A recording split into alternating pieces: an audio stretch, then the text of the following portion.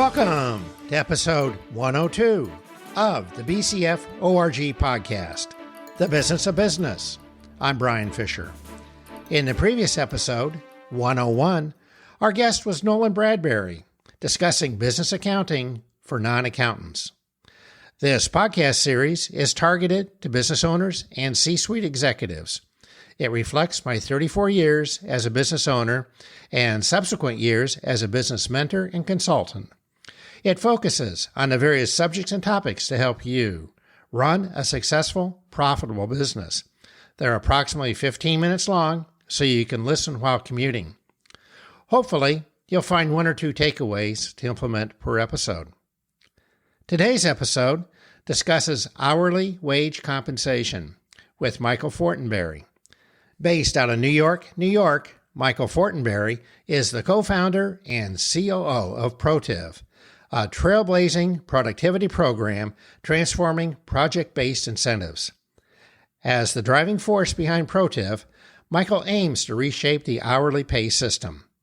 Protiv seamlessly connects production and compensation, incentivizing employees to enhance productivity and quality.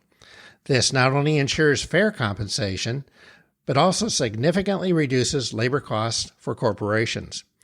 Protiv's innovative approach allows business owners to directly correlate cost with production, resulting in a substantial reduction in labor expenses. Through Michael's dedication and 3 years of testing and evolution, Protiv has emerged as a transformative solution, changing the game for compensation models. Beyond Protiv, Michael serves as a Senior VP of Perennial Construction Solutions, emphasizing process execution for large-scale apartment projects with a focus on technology integration. Michael Fortinberry is a thought leader, sharing insights on Protiv's revolutionary impact on compensation models, labor issues, and work culture. Michael brings extensive business experience with a proven track record and a passion for creating positive change. Let's welcome Michael Fortinberry. Michael, welcome to the BCF ORG podcast, The Business of Business. Brian, super cool. Nice to be here. Good to talk to you. Thanks for joining us today. Yes, sir. Michael, I'm always interested in people's stories. What's your background in co-founding and being the COO of Protiv? So, that's a longer story being an old dude, but, you can relate. We have long backstories, but the more recent part of it is we have a construction company in New York City, and we had some challenges with labor in production and just hiring great people and enough of them. So we started flirting around with incentive compensation models and different ways to do that. We grew quite a bit, over 130 people in the field. So we had to build some software to manage this performance-based pay model that we had developed internally. Turned out that that was something the market really was looking for. And so about 2.5 years ago, we spun Protiv out of the construction company, and myself and one other partner run that now full time. And it was really crazy building a software company out of a construction company. Who knew? You wake up one day and wow, you're doing something different than you thought you were going to do. Boy, that's certainly a different path, isn't it? Amen. Well, this ties into today's episode, is about hourly wage compensation. How do you help companies navigate the labor productivity balance?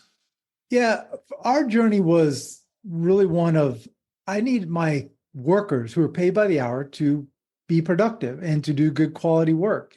So what do? We send a manager out there in the field to look at them and yell at them and tell them to hurry up and tell them to do that right. What I really want, and this is true whether I've got a senior vice president of engineering or whether I've got a laborer in the field, is I want them to, on their own, care about what they're doing. Now, that internal motivation that we want isn't always found.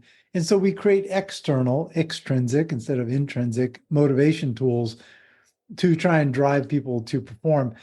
Your senior VP of engineering has a performance plan, and if they hit those goals, right, they earn bonuses and annual compensation accelerators, et cetera. So, which they get, that's in their world. Hourly workers generally don't have any of that.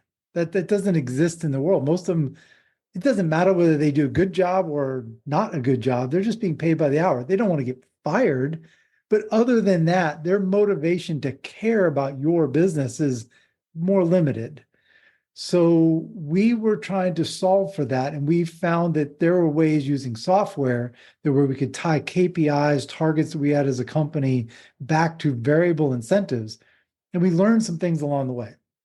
Number one, if you want the workers to change behavior, which is the goal here, right? I'm trying to get them to actually work differently, to care, then I need to make it simple. I need to make the program frequent where they get frequent bonuses because they don't think in annual terms. They think, how much do I make on Friday? And I need the program to be transparent. They need to actually see what the opportunity is in dollars on their phone so that they understand what's going to be on my check on Friday.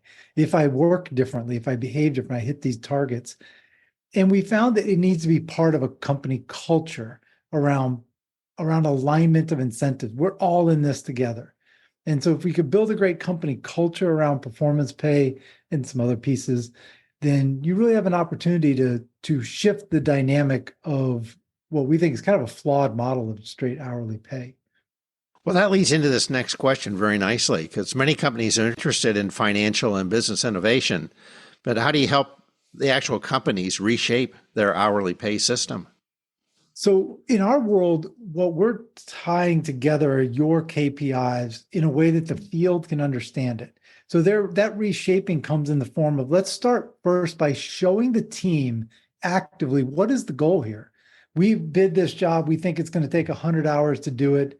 If your team can finish it in 90 hours, there's some money left over that we saved. So we don't have to do rework because you do a good job the first time. You produce on the scheduled appeal. And how much is that worth to all of us? So that's really where the first step is showing it to the workers, making it clear to them, and then being transparent about what is in it for them if they overperform, how much money goes in their pocket. Now, for us, that starts at a culture level in the company. You have to want to do this for your workers. I mean, and therefore your company culture has to be authentic. I think that's something people get wrong about company culture a lot is they're not understanding that if you're not authentic about who you really are as a company, it shows up because you don't actually have policies that reflect and procedures and models and communication tools that reflect who you really are, because you're actually trying to pretend you're something you're not. And so if your culture, if you want your culture to be, we finish the job no matter what, we're customer first, we're always hit our goals culture. Well, if Bob needs to get to his kid's baseball game in the evening and you're like, no, the most important thing in our company is we finish the job. But maybe your company culture is, you know what, you're personal, you're taking care of your family and your kids. That's actually the most important thing to our culture. And it's okay. So we'll finish this job on Monday. Maybe that's okay. I'm not saying one is right and one is wrong, but you have to be authentic to who you are. And I think people miss that part sometimes.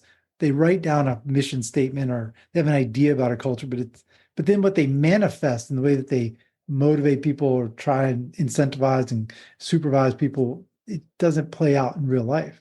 So think about that as a company. We're speaking with Michael Fortinberry, co-founder and COO at Protiv. Your last answer kind of rolls into this question also. Michael, how does reshaping the hourly pay system build a better work culture? So the minute that the worker takes ownership of the goal, their behavior changes.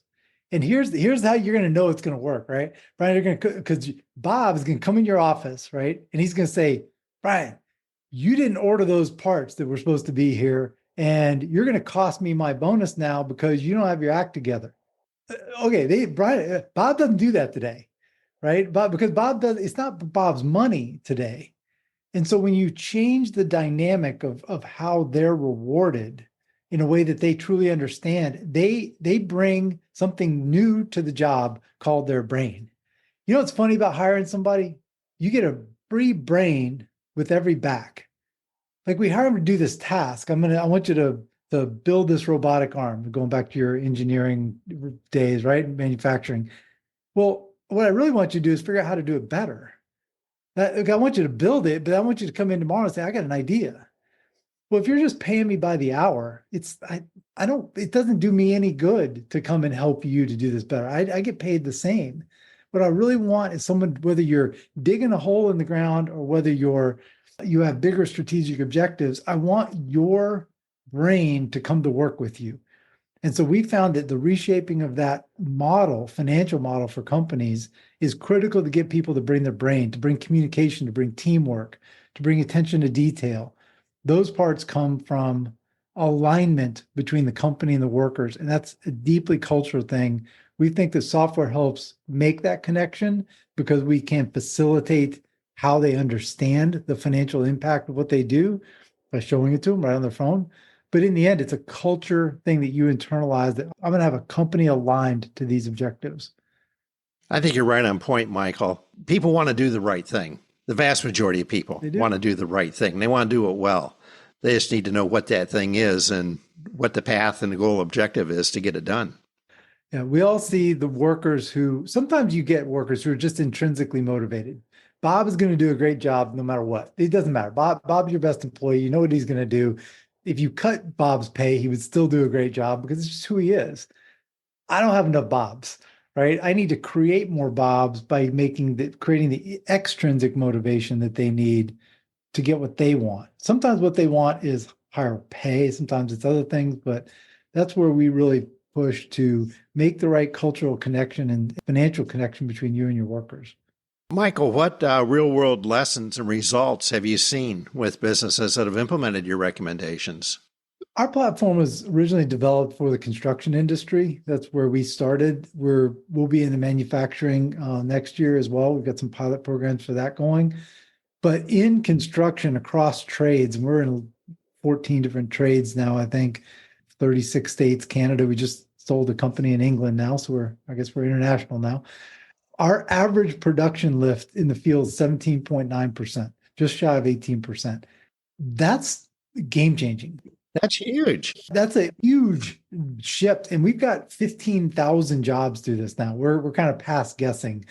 It is meaningful when they care.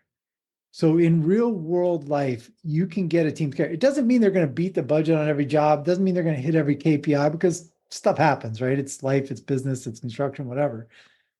But the minute that they care, you're already winning.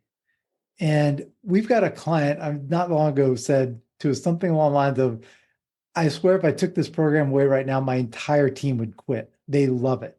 It's become central to who they are. Everybody's aligned.